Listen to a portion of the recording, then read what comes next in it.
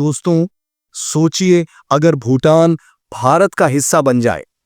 जी हां, वही भूटान जिसे भारत ने हर कदम पर सपोर्ट किया, जिसे आर्थिक रूप से मजबूत बनाया, जिसकी सुरक्षा तक का जिम्मा भारत ने उठाया। आज उसी भूटान के भारत में शामिल होने की चर्चाएं तेज हो रही हैं। लेकिन क्या यह हकीकत बन सकती है? क्या सिक्किम की तरह भूटान भी भारत का राज्य बन सकता है, या फिर यह सब सिर्फ अटकलें हैं? इस वीडियो में हम आपको बताएंगे कि कैसे भूटान और भारत के रिश्ते बदल रहे हैं, क्यों भूटान चीन को ठुकराकर बार बार भारत का रुख कर रहा है, और क्या वाकई भूटान भारत में विलय के लिए तैयार हो रहा है। लेकिन उससे पहले जल्दी से वीडियो को लाइक करिए और चैनल को सब्सक्राइब कर लीजिए, क्योंकि हमें सपोर्ट मिलेगा तो हम आपके लिए और भी दमदार वीडियो लाते रहेंगे। चलिए अब शुरू करते हैं। अगर इतिहास को देखें तो भूटान कभी भी भारत का हिस्सा नहीं था, लेकिन भारत और भूटान के रिश्ते हमेशा गहरे रहे हैं।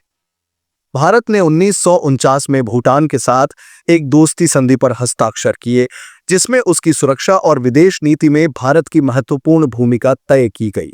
मगर तब भारत ने भूटान को जबरदस्ती शामिल करने की बजाय उसे एक स्वतंत्र राष्ट्र के रूप में बनाए रखा। इसके पीछे एक बड़ा कारण यह था कि नेहरू चीन से सीधी टक्कर नहीं लेना चाहते थे। भूटान को बफर स्टेट बनाए रखना भारत की रणनीति थी, ताकि चीन को काबू में रखा जा सके। लेकिन अब स्थितियां बदल रही हैं। भूटान लगातार भारत की ओर झुक रहा है। भूटान के प्रधानमंत्री बार बार भारत का दौरा कर रहे हैं, मोदी को बड़ा भाई और मेंटर कह रहे हैं, और चीन की तमाम डील्स को ठुकरा रहे हैं। ऐसा क्यों हो रहा है? वजह साफ है, चीन का बढ़ता दबाव। 2017 में डोकलाम विवाद के दौरान अगर भारत ने दखल नहीं दिया होता तो चीन भूटान के एक बड़े हिस्से पर कब्जा कर चुका होता। भूटान को एहसास हो गया कि उसकी रक्षा केवल भारत कर सकता है। यही कारण है कि भूटान चीन को लगातार नकार रहा है और भारत के साथ अपने संबंधों को और मजबूत कर रहा है। अब सवाल उठता है, क्या भूटान भारत का हिस्सा बन सकता है? सिक्किम का उदाहरण सामने है, जो पहले एक स्वतंत्र देश था, लेकिन जनता के समर्थन से 1975 में भारत का 22वां राज्य बना।